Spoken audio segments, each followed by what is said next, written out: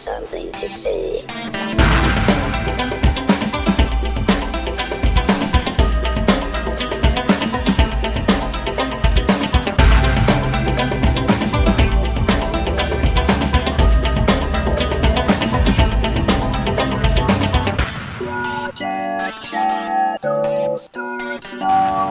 Hello everybody, how you doing today? My name's Charlie. You might know me better as sci-fi fantasy writer C.E. Dorset, or not. You might know me as that person on Twitter who's always sharing weird goth memes and podcasts and music. Talk a lot about music. I'm not going to be doing that today though. Today, it's Fiction Friday, and as usual, I want to kind of talk about what's been going on with my fiction and my writing and all that jazz.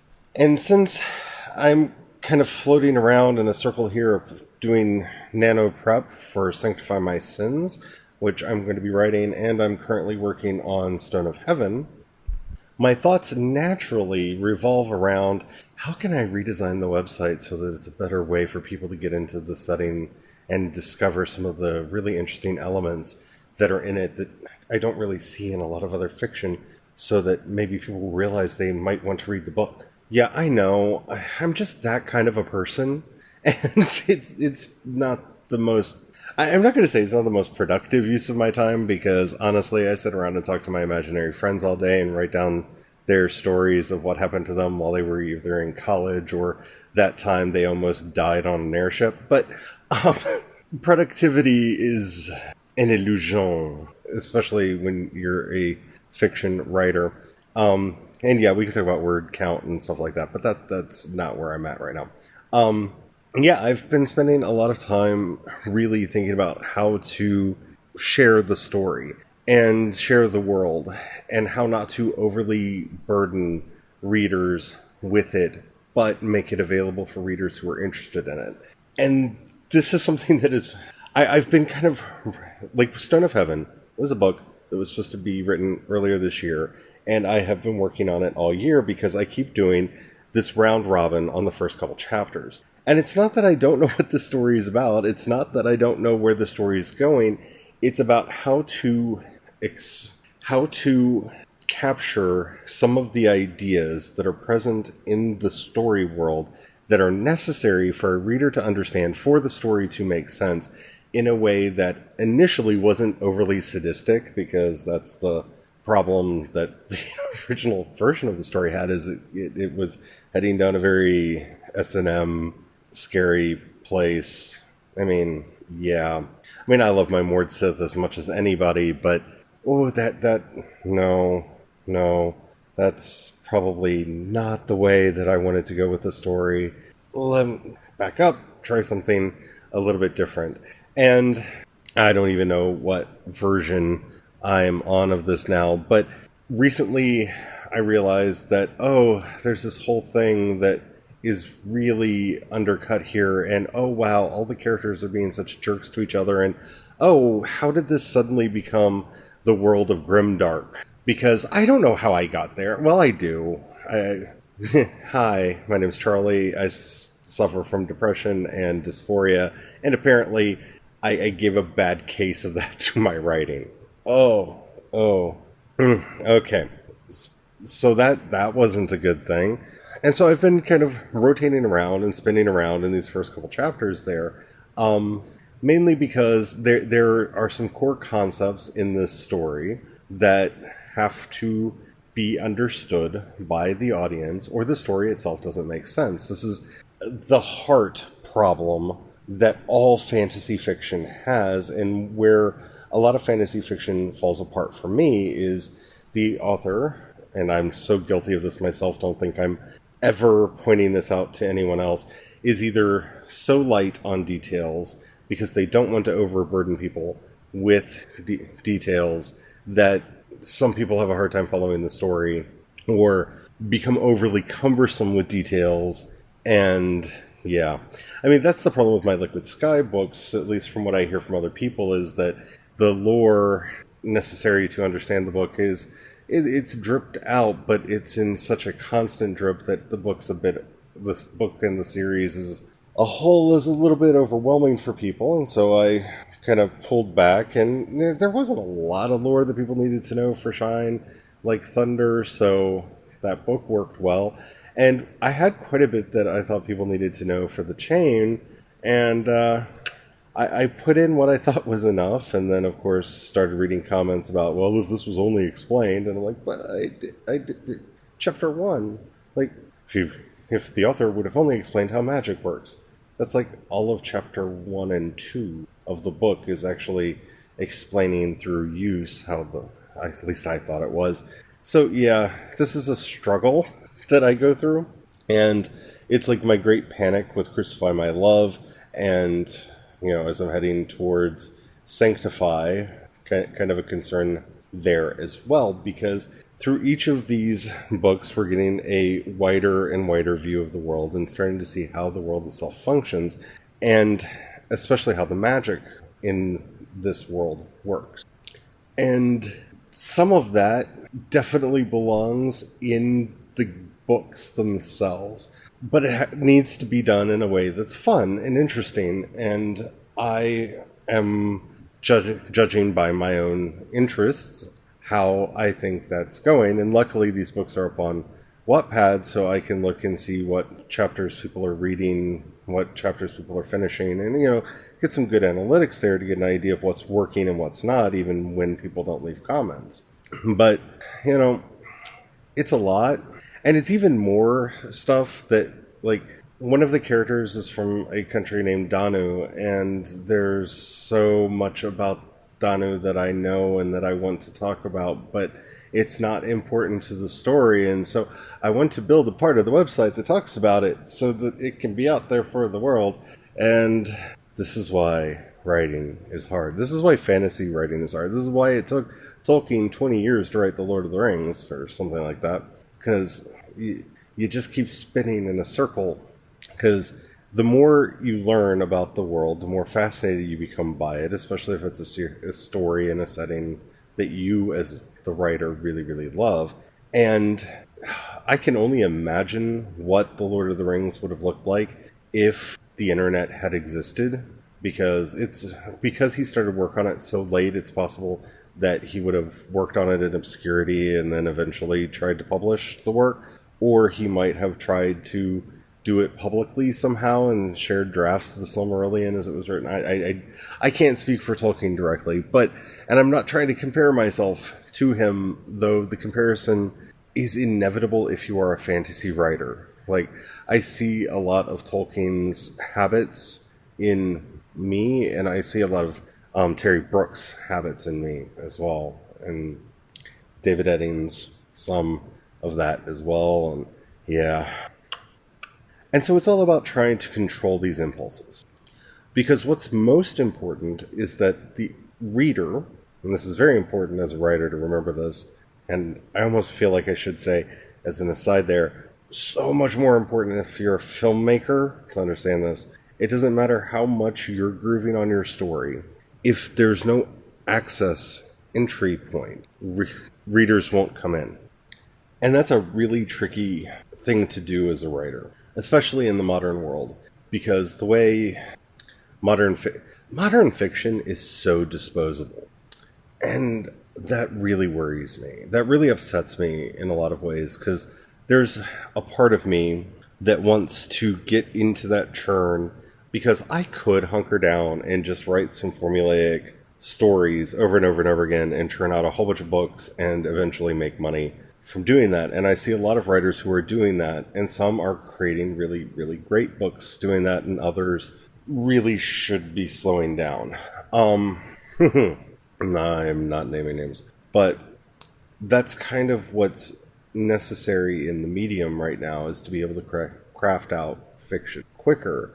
And that's something that I've been trying to develop over the last couple of years, as a method whereby I can get books out quicker and unfold those stories and tell those stories in a way that's not disposable. Because I don't want to throw away my stories as fast as they're written. And I know that sounds harsh, and for a lot of people who are kind of on the grind of getting a book out every 3 months, every 3 to 4 months, that may sound cold and, like I'm throwing you under the bus or something. And that's not my intent at all. It's just, I've met, this is the other thing that happens when you're a writer and you go to events at all. You start meeting other writers, and I've met too many writers who don't give a crap about the fiction that they're writing because it's just words on a page that let them make a living. I've met writers who really love what they're doing and who are also working at a crazy pace because they love it. I'm not equating those two things, but lately I've met way too many writers who have basically learned how to slog through and just mint a new book at a very rapid fire pace so that they can make a steady income without really caring about what they're doing. And that upsets to the core. Because what I'm trying to do is develop a world and build a setting and tell stories that mean something to me. And when I go looking around for writing advice, very often it's geared towards the type of person who's willing to churn out books at a crazy pace and allow the quality of their fiction to be what it is rather than strive to try to make it something better. And that's not something that I'm willing to. And this isn't like a manifesto moment. This isn't like me standing up and being like, damn the man, save the empire. That's not where I'm wanting to go. But I have desperately been trying to capture a vision for this world in a way that I can communicate it with other people. And that I found very difficult because, for example, I was talking with a friend of mine a couple months ago, and they asked what genre I was writing in. And there are several answers that I can give to that question. And there's one I never give that is actually what I feel like the right answer. And that is, I'm writing rock fiction. Rock to hard rock with a touch of metal. That's what I'm writing. And that feels like the right answer to me. Not, whether it's kind of a hyper fantasy Americanized, Jianxia, or whether it's a, epic fantasy with wuxia elements or any of those other things that I could say. To me, the right answer, I'm writing in the genre of Black Sabbath meets Led Zeppelin with some heart on top. I am writing rock fiction. And that may sound weird to you, but a lot of the notions that go into the fiction that I'm writing are inspired by these sources. That in my head, what I'm writing is I'm writing a world that would live right beside Sylvan Song by Heart, or Kashmir by Led Zeppelin, or Children of the Sea by Black Sabbath, or something that you would see a Within Temptation album about. And there is this odd musicality and lyrical quality that I've been trying to capture in prose to give the proper attitude to the characters and to the world that is very hard to do. Mainly because I don't know of any other examples of it, because I'm not writing a rock opera, I'm not writing music at all. Though for each book series that I'm working on, I actually did write a theme song for. And so I have that to actually listen to as part of the inspiration when I'm trying to get into the groove to write. How do you unfold a song into prose? What does what does the story of Children of the Sea look like as a novel? Or The Immigrant Song, or Her Black Wings by Danzig, or I could just list songs. What About Us? Within Temptation and Tarja Turunen. There is a spirit to the characters, the characterization, and the magical worlds that you see in that kind of heavy metal fiction. And I think that's why, I think about it that way because, growing up, that's the kind of thing that I watched and the games that I played. Because to me, Final Fantasy games fit into that realm because, you have that kind of... Think about the music that gets made for something like Advent's Children, right? It's a Final Fantasy VII movie, and it's basically, metal music. Because how else do you capture the spirit of those characters and the spirit of that world other than through driving rock and metal music? You know, I don't know. This is why I don't talk about it, but I wanted to give it a try on this podcast, mainly because I've gotten some good feedback from you all about this, and maybe you know something that, you know, a resource that would help make this a thing. Because as with many of the things that I talk about in this podcast, you know, it's not always about finding the answers; it's about presenting the question. Because I think there's a certain rebellious spirit there that goes along with it. Like, there's a difference in feeling that I'm going for in this. You know, it is much more that kind of rock, hard rock. Like, I want you to see these characters with guitar sounds beneath them and pounding drums in the action scene. I don't know.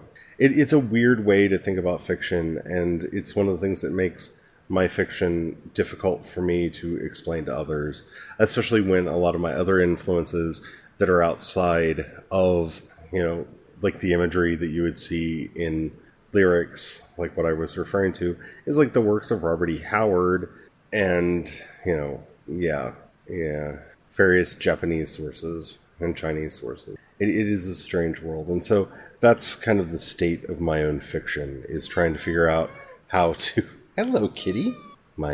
That's never happened while I've been recording before. If you could hear that, my cat decided to come in here and demand attention for a minute, so I had to pause and show her proper devotion, as, you know, a cat owner must do. Okay, so, but, you know, this is, I think, something that I've really benefited. Like, the few times that I have talked about this with other writers, it's something that they've gotten, and they kind of understand where I'm coming from a little bit, and it's made for some fairly productive discussion, because, you know, I don't primarily see myself as somebody who's writing fantasy fiction or writing, you know, dark fantasy or epic fantasy or sword and sorcery or any of those genres. You know, the type of stories that I'm telling, or, you know, Stevie Nicks would have written a song about it. And those influences are as strong on my idea of character and setting as a lot of the, you know, novelists and filmmakers that have also inspired me, and game designers, what have you. It's a very different way to conceive of story, and it's one of the things that's made it tricky and a bit interesting to try to figure out how to tell the story properly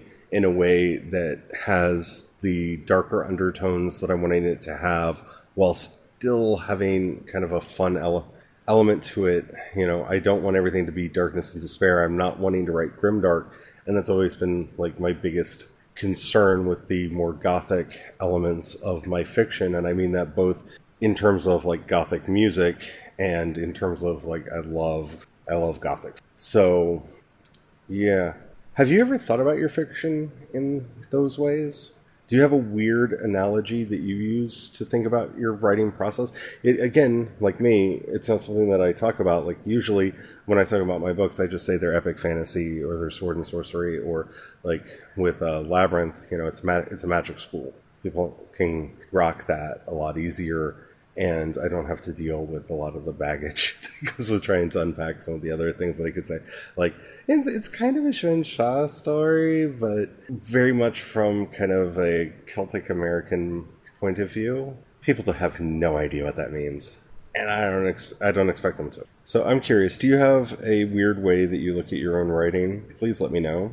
You can hit me up on social media. You can find links to everything that I do over at projectshadow.com. If you download the Anchor app and follow me over there, you can send in a 1-minute clip that I can use on the show. That would be awesome. Where you can ask a question, or you can answer my question, or you can just make a statement about something that you want me to talk about on a future episode. That would be fun. If the app that you're listening to me on allows you to rate the episode or the series, please do that. That does help out quite a bit. If you know somebody that you think would like this show, please share. That helps out a lot too. If you can support financially the work that I'm doing, take a look in the show notes and you'll see a support on Anchor. You'll see a support on Anchor link. If you click that, you'll be able to support what I'm doing at the $1, $5, or $10 levels.